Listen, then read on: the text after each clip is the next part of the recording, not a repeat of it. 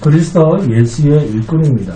로마서 15장 14절에서 24절까지입니다. 그리스도 예수의 일꾼. 로마서 15장 14절에서 24절까지입니다.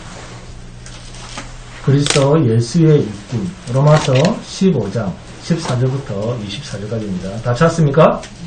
자, 함께 봉독하도록 하겠습니다. 시작. 내 형제들아, 너희가 스스로 선함이 가득하고 모든 지식이 차서 능히 서로 권하는 자임을 나도 확신하노라. 그러나 내가 너희로 다시 생각나게 하려고 하나님께서 내게 주신 은혜로 말미암아 더욱 담대히 대략 너희에게 썼노니, 이 은혜는 곧 나로 이방인을 위하여 그리스도 예수의 일꾼이 되어 하나님의 복음의 제사장 직분을 하게 하사 이방인을 제물로 드리는 것이 성령 안에서 거룩하게 되어 받으실 만하게 하려 하심이라. 그러므로 내가 그리스도 예수 안에서 하나님의 일에 대하여 자랑하는 것이 있거니와, 그리스도께서 이방인들을 순종하게 하기 위하여 나를 통하여 역사하신 것 외에는 내가 감히 말하지 아니하노라. 그 일은 말과 행위로 표적과 기사의 능력으로 성령의 능력으로 이루어졌으며, 그리하여 내가 예루살렘으로부터 두루 행하여 일루리곤까지 그리스도의 복음을 편만하게 전하였노라.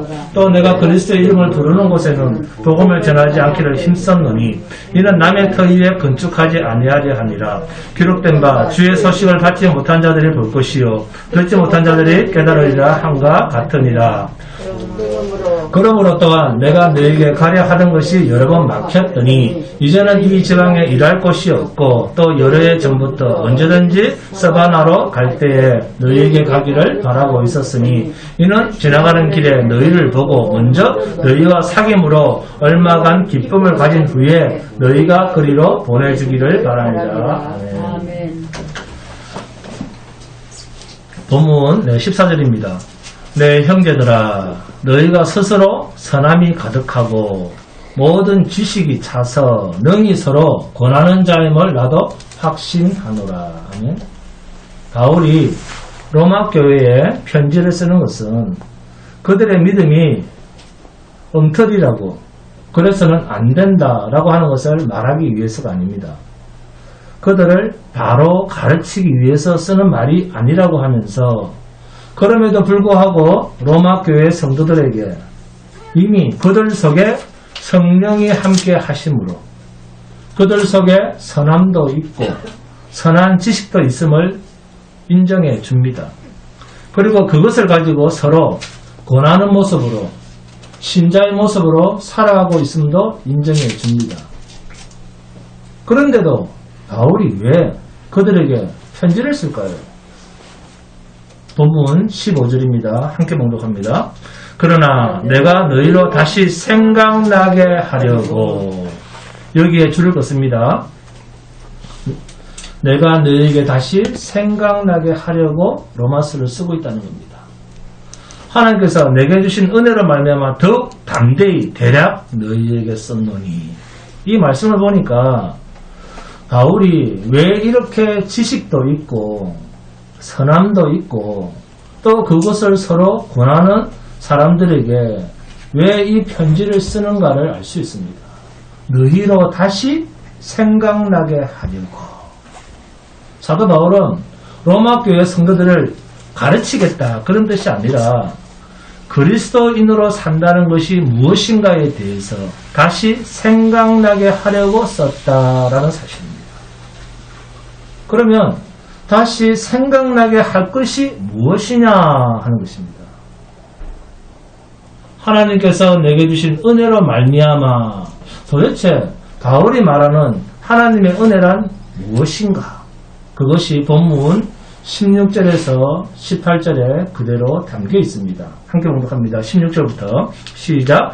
이 은혜는 곧 나로 이방인을 위하여 그리스도 예수의 일꾼이 되어 하나님의 복음의 제사장 직분을 하게 하사 이방인을 제물로 드리는 것이 성령 안에서 거룩하게 되어 받으실 만하게 하려 하심이라. 그러므로 내가 그리스도 예수 안에서 하나님의 일에 대하여 자랑할 것이 있거니와, 그리스도께서 이방인들을 순종하게 하기 위하여 나를 통하여 역사하신 것 외에는 내가 감히 말하지 아니하노라.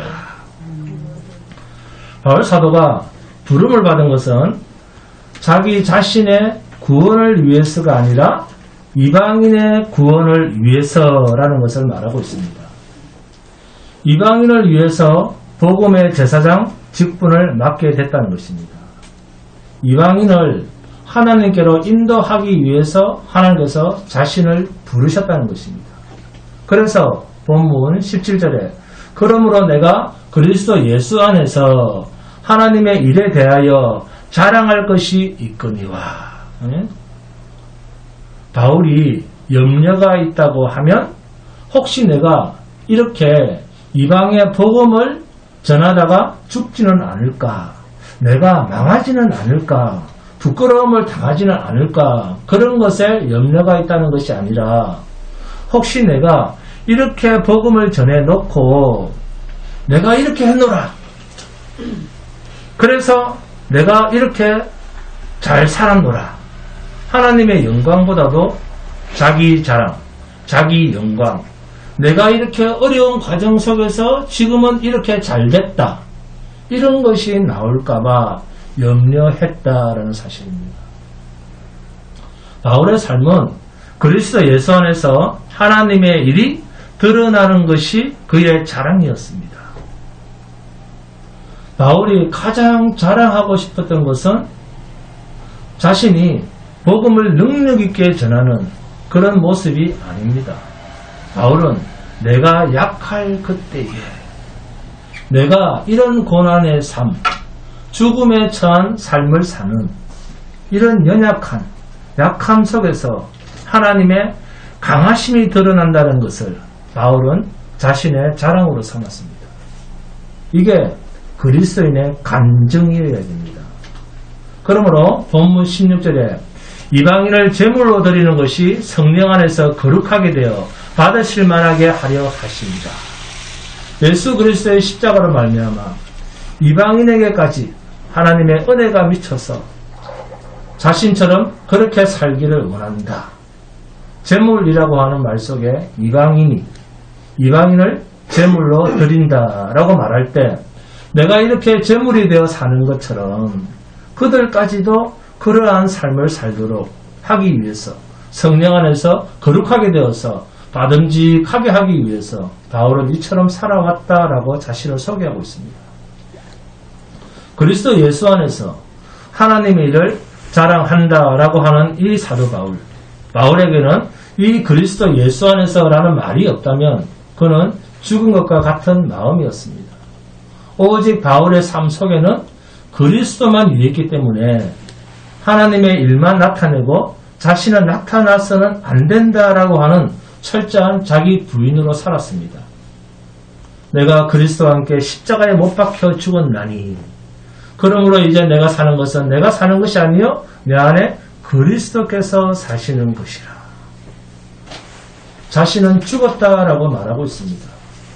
그러면서도 하나님 앞에 갈 때까지 내가 죄인 중에 괴수라고 자신은 반드시 죽어야 할 자라고 자신을 소개하고 있습니다. 가식이 아닙니다. 겸손의 극치가 아닙니다. 그렇게밖에 말할 수 없는 자신의 악함을 그는 자신에게서 나타나는 거룩한 일들을 보면서 자신의 정체성을 발견한 것입니다. 우리도 우리의 삶 속에서 하나님의 거룩한 일들이 나타나면 나타날수록 내 자신이 얼마나 부정한 자인가를 바울 사도처럼 깨달아 가야 하고 고백되어져야 됩니다. 이런 바울이었기 때문에 본문 18절에서 뭐라고 합니까? 그리스도께서 이방인들을 순종하게 하기 위하여 나를 통하여 역사하신 것 외에는 내가 감히 말하지 아니하노라. 그 일은 말과 행위로 그는 말이나 일이나 여러 가지 표적이나 기사, 바울이 얼마나 많은 기사를 일으켰습니까? 죽은 유두고도 살리고 안전뱅이도 일으키고 바울의 옷깃만 스쳐도 병자가 나왔습니다. 주님과 똑같은 표적과 이적을 일으켰지만 그는 그런 것을 가지고 자신의 자랑으로 삼은 적이 없습니다. 성령이 능력으로 역사하셨다라는 것 외에는 내가 감히 말한 적이 없다. 내 자랑으로 삼은 적이 없다. 하나님께서 성령으로 역사하신 결과가 나를 도구로 삼아서 내게서 나타난 것뿐이다. 그렇게 말씀하고 있습니다. 하나님께서 우리에게 은혜를 알게 하신 것은 우리 자신들을 위해서가 아니라 누군가를 주님의 은혜에 순종하게 하시기 위해서, 생명을 구원하도록 하시기 위해서입니다. 그래서 본문 15절에 하나님께서 내게 주신 은혜로 말미암아 더욱 담대히 대략 너희에게 써노니, 이 말씀을 잊어서는 안 됩니다. 이렇게 바울과 같은 은혜를 받은 자는 그리스도를 증거하고 그리스도의 은혜가 드러나는 모든 일에 자신을 복종시키게 되어 있습니다. 이것이 신자의 삶입니다. 그래서 본문 17절 말씀처럼 그러므로 내가 그리스도 예수 안에서 하나님의 일에 대하여 자랑하는 것이 있거니와. 아멘. 하나님의 일을 자랑하라고 내가 있다라는 이 사실, 이 바울의 고백처럼 우리의 삶에도 이러한 고백, 이러한 고백의 삶, 이러한 영광을 돌리는 삶이 여러분의 삶 속에 충만하시기를 기도합니다. 본문 19절입니다. 함께 봉독합니다. 19절 시작. 표적과 기사의 능력으로 성령의 능력으로 이루어졌으며 그리하여 내가 예루살렘으로부터 두루 행하여 일루리곤까지 그리스도의 복음을 편만하게 전하였노라. 아멘. 바울 사도는 예루살렘부터 일루리곤까지 복음을 편만하게 전했다고 합니다. 우리가 알다시피 바울 사도는 복음을 어디서부터 전하기 시작했습니까? 근원으로 따진다면 다메섹으로 예수 믿는 자들을 핍박하러 가다가 거기서 부활하신 주님의 음성을 듣고 회심한 것 아닙니까? 그렇죠? 그래서 다메섹 도성으로 들어가서는 아나니아라는 사람을 만나서 눈에서 비늘 같은 것이 벗겨짐을 당하고 눈을 뜨고 거기서 복음을 전하다가 아라비아 반도로 가서 그곳에서 3년간 유하다가 복음의 사도로 안디옥으로 부름을 받고 바나바와 함께 이방의 선교사로 나가게 되었다. 이렇게 보는 것이 정확하지 않습니까? 그렇죠. 그런데 본문 19절에서는 내가 예루살렘으로부터 두루 행하여 일루리곤까지 그리스도의 복음을 편만하게 전하였노라, 이렇게 말하고 있습니다. 바로 앞에 18절을 보시면 이방인들을 순종하게 하기 위하여 나를 통하여, 이렇게 말했습니다. 그렇다면 이방인을 전도하기 위해서인데 굳이 예루살렘을 말할 필요가 있습니까? 여러분, 내가 전도를 한다고 해서 복음의 주인공은 내가 아닙니다. 그러므로 복음은 어디서부터 어디까지? 예루살렘부터 일루리곤까지인데, 이것을 바로 해석하기 위해서 본문 22절에서 24절입니다. 함께 봉독합니다. 22절부터 시작. 그러므로 또한 내가 너희에게 가려 한 것이 여러 번 막혔더니 이제는 이 지방에 일할 곳이 없고 또 여러 해 전부터 언제든지 서바나로 갈 때에 너희에게 가기를 바라고 있었으니 이는 지나가는 길에 너희를 보고 먼저 너희와 사귐으로 얼마간 기쁨을 가진 후에 너희가 거리로 보내주기를 바람이라. 아멘. 지금 바울은 어디까지 가야 합니까? 어디까지 이야기를 합니까? 예루살렘부터 일루리곤까지라고 말했지만 이 지방에서는 더 이상 일할 곳이 없고, 그래서 어디까지? 그렇죠. 서바나. 어디입니까? 서바나가 오늘날 스페인까지라고 말합니다. 그쪽을 거쳐 로마까지 가겠다. 자, 여러분, 바울이 말하는 이 서바나, 스페인은 어디를 말할까요? 땅끝입니다. 그 당시는 이 지구를 그냥 평평한 이 땅으로 보고 지동설이 아닌 천동설로 생각을 해서 자기들이 사는 땅끝, 그 땅끝이 스페인이라고 생각을 했습니다. 자, 대한민국의 땅끝은 어디입니까? 전라남도 해남 땅끝 마을입니다. 네. 지금 바울이 전한 복음은 지역 불균형이 아닌 아주 골고루 무리 전체를 적신같이 복음이 전해지지 않은 곳 없이 꽉 차 흐르면서 어디까지 왔느냐 하면 일루리본까지 왔습니다. 여기서 바울이 주의 복음이 이렇게 편만하게 전해졌다라고 하면서 땅끝 스페인을 말하고 있습니다. 그곳 서바나로 너희의 보내줌을 받아서 가고 싶다. 이 이야기는 바울이 예루살렘부터 복음의 증인 노릇을 했다가 아니라 누구의 말을 가지고 들어온 겁니까? 예수님의 말씀을 가지고 말하는 겁니다. 이 주님의 복음은 사도행전 1장 8절입니다. 자, 다 같이 암송해 볼까요? 자, 시작. 오직 성령이 너희에게 임하시면 너희가 권능을 받고 예루살렘과 온 유대와 사마리아와 땅끝까지 이르러 내 증인이 되리라 하시니라. 아멘. 바울 사도는 하나님으로부터 주님으로부터 예수 그리스도의 은혜로 하나님의 복음의 증인이 된 이후로 바울의 소원은 주님의 말씀대로 땅 끝까지 이 복음이 편만하게 퍼져야 된다라고 하는 이 한 소원에 자신의 인생을 던지고 살았던 것입니다. 바울 사도가 예루살렘부터 복음을 전하지 않았음에도 불구하고 예루살렘이라는 말을 쓰고 있는 이유를 여러분 아시겠죠? 이 사도행전 1장 8절 때문입니다. 주님의 소원을 담고 내가 산다, 살고 있다 그 말입니다. 간단하게 말하면 주님의 소원을 담고 내가 여기까지 왔다. 여기까지 왔노라. 그러므로 그 주님의 소원이 땅끝이기 때문에 그 소원을 담아서 내가 땅끝까지 가겠는데 가는 도중에 너희를 잠시 만나서 너희와 교제한 후에 너희의 보내줌을 받아서 내가 그곳까지 가기를 원한다. 이 이야기입니다.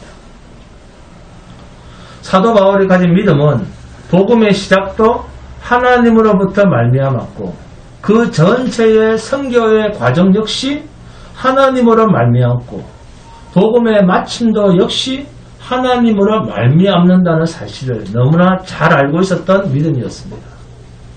그러므로 바울 입장에서는 복음을 전하시는 분도 하나님이시요 복음이 증거되어서 믿게 되는 것도 하나님의 일입니다. 내가 하고 있다 그렇게 생각하지 않습니다. 바울은 다만 자신은 하나님의 열심의 도구에 지나지 않는다는 것입니다. 내가 선교사 할게요. 내가 목사 할게요. 그게 아니라 15절에 보내심을 받지 아니하였으면 어찌 전파하리요. 기록된 바 아름답도다 좋은 소식을 전하는 자들의 발이여 함과 같으니라. 아멘. 하나님의 보내심을 받아 증거하는 자라야 그 입에서 나오는 말이야야 좋은 소식이 되는 말이다 그 말입니다. 좋은 소식을 다른 말로 하면 선한 소식입니다. 선한 일은 누구만 한다고요? 하나님만 하십니다. 우리가 하면 아무리 좋은 일을 해도 그것은 하나님 앞에서 선한 것이 못 됩니다. 자신이 드러나 버리면 내용이 어떻든 이미 그것은 하나님이 보실 땐 아무것도 아닌 것입니다. 하나님의 일은 우리 인간이 일을 안 해도 하나님의 일은 실패하지 않습니다. 그렇다고 하면 우리는 전도도 안 하고 일할 필요가 없습니까? 하나님의 일은 우리 인간이 일을 안 해도 실패하지 않는다고 하면 그럼 우리는 전도도 안 해도 되고 일할 필요도 없습니까? 그러면 왜 사도 바울은 죽기까지 하나님의 복음을 위해서 죽기까지 애를 썼을까요? 바울 사도 역시 자기가 일을 하지 않아도 하나님의 일은 실패하지 않는다는 것을 잘 알고 있었습니다. 그렇다면 왜 굳이 사도 바울이 고난을 받고 두들겨 맞고 옥에 갇히고 위험에 처하고 끝내는 로마까지 가서 거기서 죽어야 됩니까? 어차피 하나님의 일이요. 그 일이 실패할 수 없는 하나님의 일이라면 나도 살고 하나님의 일도 성공하면 되지 않습니까? 자, 에베소서 봅니다. 에베소서 2장 1절에서 10절입니다. 함께 봉독합니다. 에베소서 2장 1절에서 10절입니다.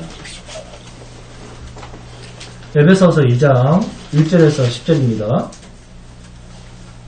에베소서 2장 1절에서 10절. 다 찾았습니까? 자, 함께 봉독합니다. 시작. 그는 허물과 죄로 죽었던 너희를 살리셨도다. 그때에 너희는 그 가운데서 행하여 이 세상 풍조를 따르고 공중의 권세 잡은 자를 따랐으니 곧 지금 불순종의 아들들 가운데서 역사하는 영이라. 전에는 우리도 다 그 가운데서 우리 육체의 욕심을 따라 지내며 육체와 마음에 원하는 것을 하여 다른 이들과 같이 본질상 진노의 자녀이었더니 긍휼이 풍성하신 하나님이 우리를 사랑하신 그 큰 사랑을 인하여 허물로 죽은 우리를 그리스도와 함께 살리셨고 너희는 은혜로 구원을 받은 것이라. 또 함께 일으키사 그리스도 예수 안에서 함께 하늘에 앉히시니 이는 그리스도 예수 안에서 우리에게 자비하심으로써 그 은혜의 지극히 풍성함을 오는 여러 세대에 나타내려 하심이라. 너희는 그 은혜에 의하여 믿음으로 말미암아 구원을 받았으니 이것은 너희에게서 난 것이 아니요 하나님의 선물이라. 행위에서 난 것이 아니니 이는 누구든지 자랑하지 못하게 함이라. 우리는 그가 만드신 바라 그리스도 예수 안에서 선한 일을 위하여 지으심을 받은 자니 이 일은 하나님이 전에 예비하사 우리로 그 가운데서 행하게 하려 하심이니라. 아멘. 선한 일을 위해서 하나님께서 우리 속에 새 생명을 지으셨다는 것입니다. 그래서 하나님이 주신 새 생명의 믿음을 가진 자는 하나님의 선한 일이 나타나게 되어 있다 그 말이에요. 이해하시겠습니까? 그 생명이 바로 이 선한 일을 위해서 하나님께서 우리에게 주신 새 생명입니다.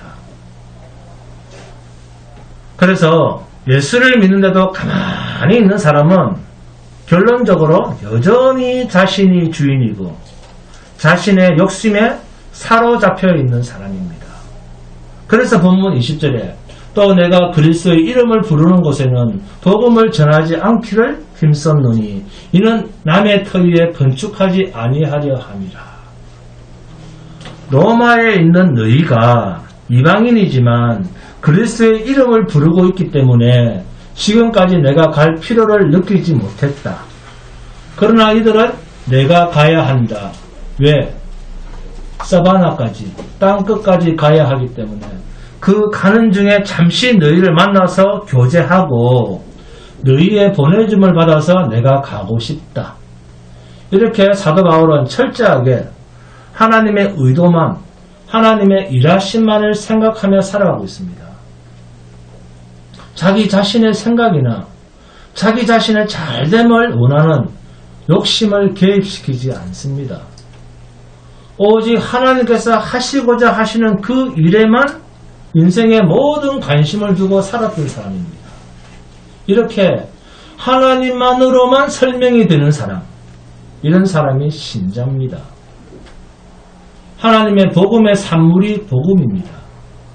이 복음이 알고 보니까 우리에게 복된 소식이라고 왔는데 십자가에 돕니다. 그런데 이것이 사람들이 볼 때는 어리석기가 짝이 없고 수용하기가 쉽지 않다는 사실입니다.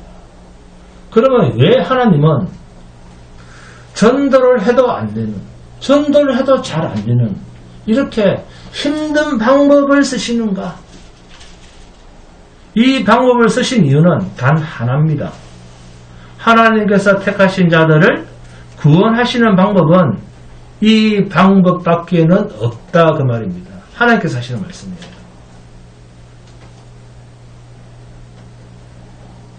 하나님께서 구원하시기로 예정된 자들만 구원하는 방법으로 하나님의 지혜라고 하는 이 방법밖에는 없다는 겁니다. 이게 하나님이 구원하시는 방법이에요. 전도는 십자가의 도입니다. 그러니까 그리스도의 십자가를 말하지 않는 것은 전도도 아니고 복음도 아닙니다. 로마서 10장 14절에서 15절을 보시면 정확하게 알 수 있습니다. 로마서 10장 14절 15절을 봅니다. 로마서 10장 14절 15절. 그런즉 그들이 믿지 않은 이를 어찌 부르리요? 듣지도 못한 이를 어찌 믿으리요? 전파하는 자가 없이 어찌 들으리요? 보내심을 받지 아니하였으면 어찌 전파하리요? 기록된 바 아름답도다 좋은 소식을 전하는 자들의 발이여 함과 같으니라. 아멘. 부르심도 없이 자기가 가서 전하면 좋은 소식이다, 좋은 소식이 아니다. 좋은 소식이 아니라는 거예요. 전도와 선교의 가장 중요한 시발점입니다. 내가 가서 예수 전하는데 왜? 내가 나가서 복음 전하는데 왜? 주님의 말씀은 로마서 10장 14절 15절을 묶어서 볼 때 보내심을 받지 않은 자가 자기 스스로 나갔을 때 그가 아무리 예수를 전해도 그것은 좋은 소식이 아니고, 좋은 소식은 선한 소식인데 하나님이 드러나지 않는다는 것입니다. 그러니까 하나님이 보내신 자에게만, 하나님이 보냈을 때만 그 사람은 하나님의 도구로서 하나님의 선하신 소식을 전할 수 있습니다. 로마서 10장 14절 15절은 서로 연결이 되어 있고 붙어 있는 말입니다. 보내심을 받지 아니하였으면 어찌 전파하리요? 라는 말과 좋은 소식을 전하는 자들의 발이요? 라는 말은 서로 다른 표현, 같은 의미입니다. 내가 선교사로 나가서 예수를 전했다고 해서 그것이 하나님께서 받으실 만한 좋은 소식이다, 그렇게 착각하면 안 된다는 거예요. 베드로후서 1장 20절에서 먼저 알 것은 성경의 모든 예언은 사사로이 풀 것이 아니니 라는 말은 하나님이 아닌 자기가 목적하는 바를 성경으로 인용해 왔다고 해서 그게 하나님의 말씀이다라고 착각하지 마라, 그 말입니다. 이게 성경의 모든 예언은 사사로이 풀 것이 아니다라는 말의 의미입니다. 전도라고 하는 것은 하나님께서 택한 자만 주님의 몸된 교회로 주의 몸된 생명체에 접붙임을 받도록 하기 위한 하나님의 지혜입니다. 너도 좋고 나도 좋고 아무나가 아닙니다. 솔직히 구원을 얻고 교회의 지체가 되고 하나님의 백성이 된다는 것은 그렇게 호락호락하지 않습니다. 신자는 생명체가 뚜렷해야 됩니다. 흐릿하지 않습니다. 찹든지 덥든지 합니다. 불순물들이 많이 끼어서 이게 생명인지 아닌지 흐릿하게 보이는 그런 게 아닙니다. 물론 마지막 날에는 하나님께서 천사를 보내셔서 알곡과 가라지를 완전히 갈라놓으실 것입니다. 그렇다고 진리에 매이지 않아도 된다, 아무나 와, 이렇게 해버리면 진리의 순결성을 지켜야 되는 교회가 너무너무 어지럽게 됩니다. 교회는 하나님 나라의 모델입니다. 교회를 보면 하나님 나라를 본 듯 해야 됩니다. 교회는 하나님의 의도, 하나님의 나라, 진리를 설명할 줄 알아야 됩니다. 우리가 또 잘못 알고 있는 것이 하나님께서는 준비된 자를 쓰신다라는 이런 생각이에요. 이게 아주 잘못된 생각입니다. 바울도 학식이 있고 사회적 지위가 있고 이런 것들이 충분히 준비가 되었기 때문에 하나님께서 준비된 자를 쓰신 것이 아니냐 라는 이런 말을 많이 사용합니다. 정말 그럴까요? 정말 그럴까요? 아니요. 자, 확인해 보겠습니다. 고린도전서 봅니다. 고린도전서 1장 26절에서 31절입니다. 함께 봉독합니다. 고린도전서 1장 26절에서 31절입니다. 고린도전서 1장 26절에서 31절입니다. 함께 봉독합니다.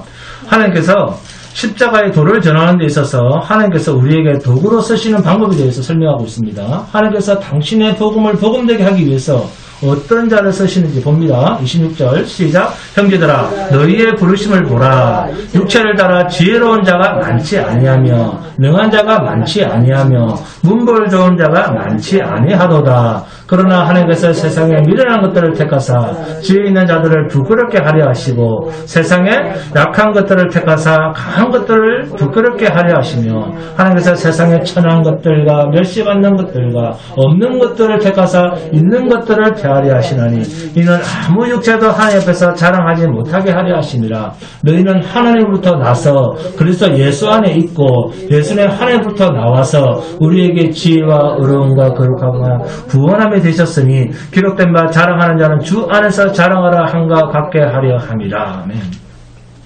26절에 형제들아 너희를 부르심을 보라. 하나님께서 우리를 복음의 증인 삼고 전도자로 쓰시기 위해서 우리를 부르셨는데 부르심에 합당한 자들의 자격을 보세요. 자, 자격들을 한번 잘 봐보세요. 세상에서 미련한 것들, 약한 것들, 천한 것들, 멸시받는 것들, 없는 것들, 지혜 있는 자가 많지 않고 능한 자가 많지 않고 문벌, 가문 좋은 자가 많지 않고 하나님은 세상에서 똑똑한 사람, 문벌 좋은 사람, 지혜로운 사람은 별로 부르실 생각이 없다. 그런데 무슨 준비된 자를 부른다는 말입니까? 이 사람들은 하나님 준비된 자죠. 목사님 생각하시는 거 세상적인 준비된 자가 아니고 이분들을 준비하셨다는 거죠. 그런데도 우리가 뭐가 똑똑해야 준비가 돼야 하나님의 일을 제대로 감당할 수 있다. 그렇게 생각을 합니까? 성경이 이렇게 말하지 않습니까? 하나님께서 부르실 자는 그렇게 세상에서 똑똑한 사람, 가진 사람, 뭔가 준비된 사람이 아니라 네? 그런데 준비된 사람 이렇게 이야기를 하면 믿지 않는 사람들은 이 말에 훅 하고 빨리 들어옵니다. 여러분 전도를 할 땐 사람의 생각을 앞세워서는 안 됩니다. 우리 생각에는 하나님께서 세상에서 잘 나가는 사람이나 대통령만 믿게 하면 전국에서 사람들이 확 하고 우르르 하고 교회로 몰려오지 않겠습니까? 세상 대통령을 다 믿게 하면 성경은 그냥 한 방에 간단히 끝나지 않겠습니까? 이렇게 하실 능력이 하나님이 없을까요? 하나님은 있으시잖아요. 전지전능하신 분이니까. 그런데도 하나님은 그런 방법을 통해서 하나님의 백성 삼을 생각이 하나님께서 못합니다. 하나님께서 부르실 자는 세상에서 지혜롭고 문벌 좋고 학식 좋고 재산 많고 강하고 힘세고 이런 자들을 택할 생각이 없답니다.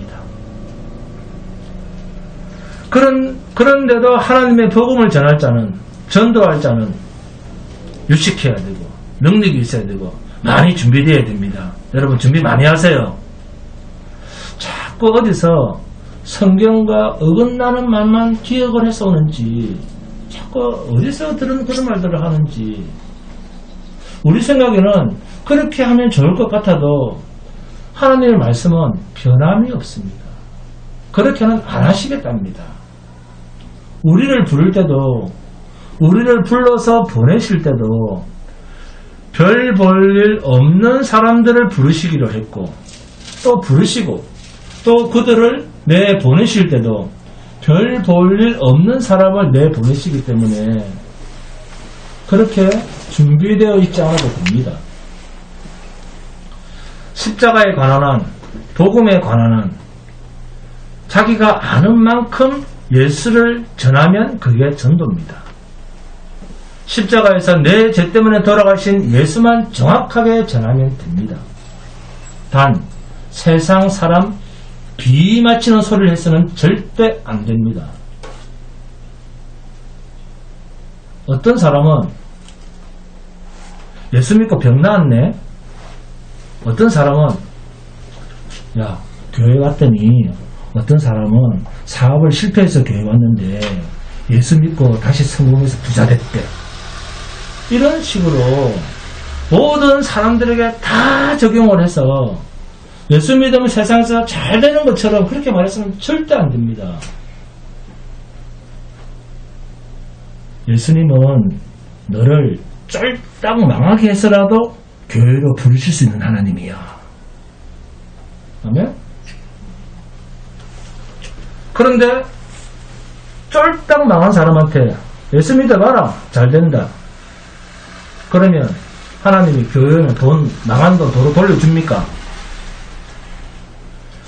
가난케 함으로 사업을 망하게 함으로 병들게 함으로 하나님을 알게 하시고 이제는 그 하나님을 안 것으로 이 세상 그 어떤 것보다 어떤 사람보다 부유한 자가 된 것으로 만족하게 하시는 것이 하나님의 일입니다. 가난하게 만들어서 하나님을 알게 하신 후에 다시 돈을 집어줘서 그가 부자가 되게 하는 것이 하나님의 일이 아니에요.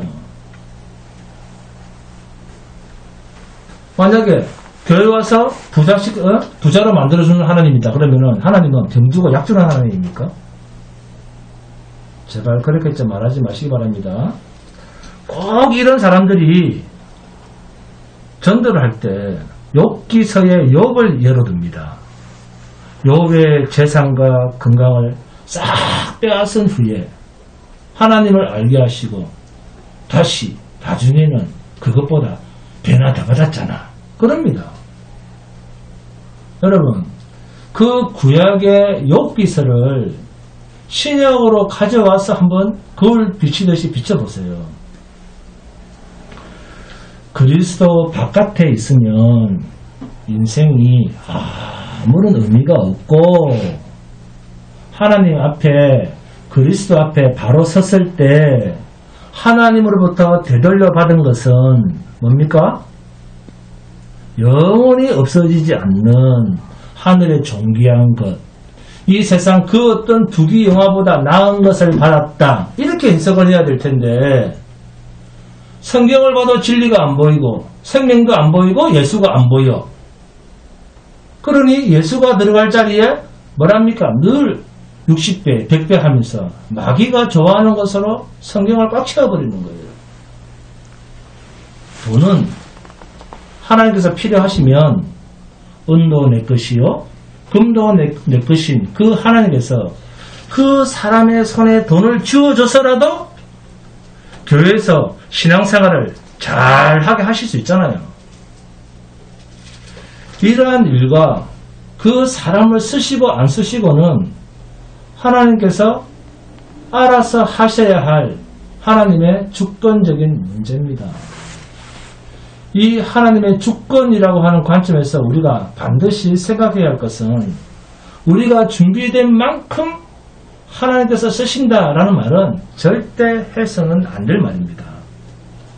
만약 우리가 준비된 만큼 하나님이 쓰신다고 하면 전능하신 하나님을 우리 인간의 생각의 그릇에 제한시키는 꼴이 됩니다. 내가 준비된 만큼 하나님께서 쓰신다고 하면 하나님의 일이 제한이 되잖아요. 누구에 의해서? 인간에 의해서. 그러면 전능자 하나님이 안 되잖아요. 내 능력만큼만 일이 되니까. 에스겔 골짜기에 마른 뼈들이 생기를 얻어서 생명체가 되는 것. 하나님만 하실 수 있는 일입니다. 그런데 내가 준비된 만큼만 쓰신다면 마른 뼈에 생기를 넣어서 다시 살게 할 수가 있습니까?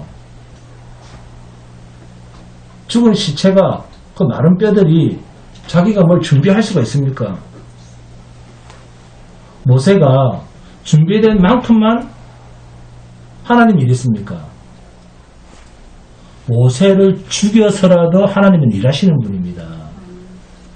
하나님께서 우리를 한번 부르시면 쓰시고 싶으신 대로, 만들고 싶으신 대로 우리를 만들어내시는 하나님입니다. 도대체 어디서 배웠는데 내가 준비된 만큼만 하나님이 쓰신다, 그런 말을 합니까? 그런데 그런 말이 좋게 들리고 좋은 말 같지 않습니까? 그러나 성경 전체로 볼 때는 그런 말은 하나님을 욕되게 하는 말입니다.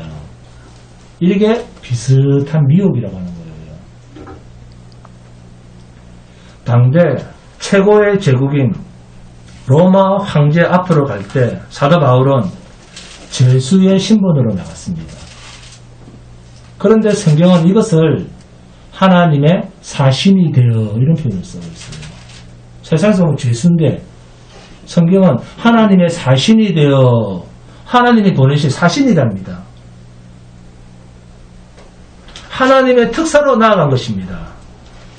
죄수의 몸으로 가는데, 자, 구약으로 가면 누가 그랬습니까? 요셉이 그랬습니다.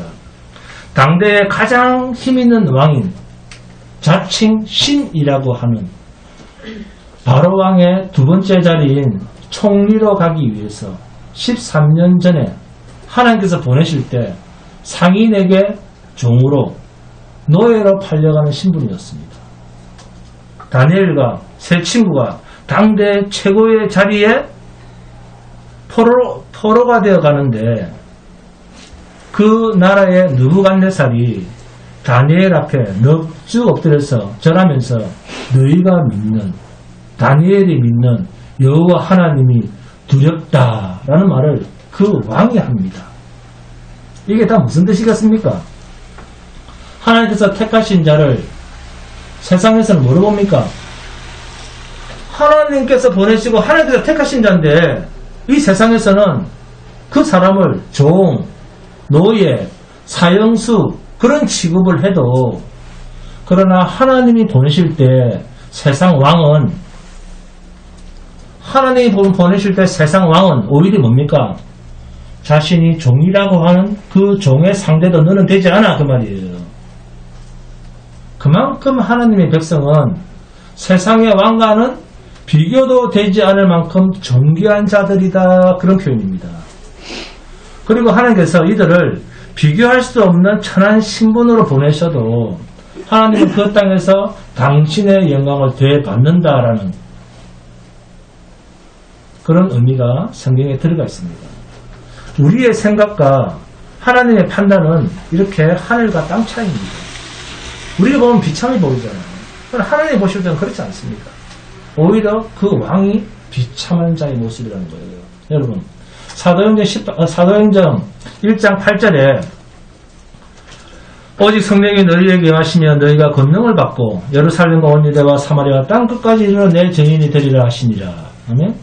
우리는 이 말씀을 단순히 서바나의 복음이 전거되기 위해서 거저 쓰는 구절적으로 생각해서는 안 됩니다. 사도행전 1장 8절 말씀은 하나님의 의지입니다. 하나님의 약속입니다. 하나님의 말씀의 성취라고 하는 하나님의 능력이 이 말씀 속에 담겨 있습니다. 반드시 그렇게 된다는 것입니다. 그러므로 바울이 그리스도의 이름을 부르는 곳에는 복음을 전하지 않기로 했다라는 말은 지금 땅 끝까지 복음을 전해야 할 일들이 얼마나 많은데 남들이 전하고 있는 그것까지 내가 끼어들어서 일을 할 그럴 시간이 없다는 거예요. 바울은 스바나로 가지 못하고 결국 로마에서 죄수의 몸으로 죽임을 당하게 됩니다. 그러나 바울의 소원은 어떻게 해서든지 로마를 거쳐 스바나로까지 반드시 가질 것이다 라고 생각했을지는 모릅니다. 왜요? 땅끝까지가 하나님의 약속의 성취이기 때문에 로마를 거쳐 스바나까지 복음을 전하겠다는 이 바울의 소원은 바울의 개인적인 욕심도 아니요, 바울 자기 개인의 선교 비전도 아닙니다. 하나님께서 복음을 이방인에게까지 편만하게 드러내시겠다라고 하는 하나님의 약속의 성취로서 주께서 성령으로 친히 수행하고 계심을 바울은 담대하게 표현하고 있는 것입니다. 하나님께서 이를 이루시기 위해서 바울을 도구로 사용하고 계십니다. 바울이 없었으면 이방 선교가 안 됐다, 그런 뜻이 아닙니다. 바울 같은 위대한 선교사가 없었더라면 큰일 날 뻔했다, 그런 말도 아닙니다.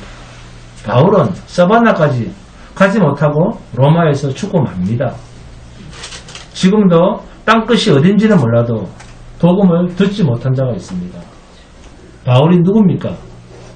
주님께서는 당신의 거룩한 복음 사역에 바울과 같은 해방자, 핍박자, 거만한 자, 그야말로 정말 못된 자도 주님께서는 당신의 복음 전하는 일에 도구로 사용하실 수 있다는 사실입니다. 그 증거물이 사도 바울입니다. 본문 22절입니다. 그러므로 또한 내가 너에게 가려 한 것이 여러 번 어떻게 됐습니까? 여러 번 막혔더니.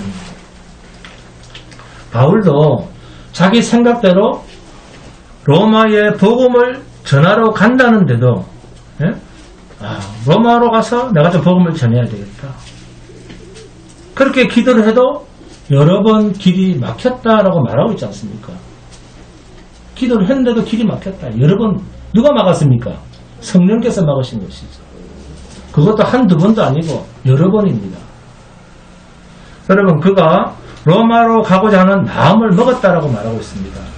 그런데 결과는 죄수의 몸으로 갑니다. 그리고 로마에서 죽습니다. 로마에서 처참하고 쓸쓸하게 죄수의 몸으로 죽어가는 것. 그 바울의 마음은 죽어가면서 어떤 마음, 어떤 생각이 들었을까요?